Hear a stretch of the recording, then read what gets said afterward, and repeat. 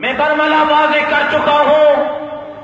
اور آج ایک مرتبہ پھر واضح کر رہا ہوں، یہ جو ہر آئے دن بم دھماکے ہو رہے ہیں، مسجد میں دھماکہ، مدرسے میں دھماکہ، امام بارگاہ میں دھماکہ، یہ چوک اور چوراہوں پر دھماکے،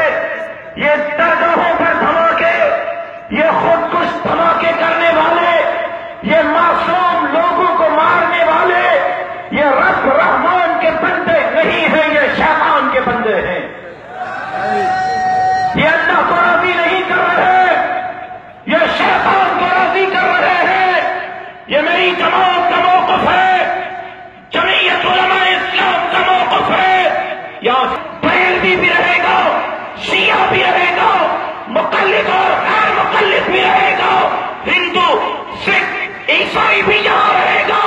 نہ صرف سب کو رہنے کا حق ہے بلکہ اخلاق کے دائرے کے اندر سب کو اپنے مذہب اور مسلک کی پہچان کرنے کا بھی حق ہے۔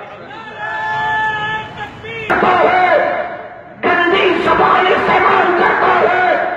دوسرے مسلک کو ہٹ کرتا ہے، دوسرے مذہب کو ہٹ کرتا ہے، اہل بیت رسول کو ہٹ کرتا ہے،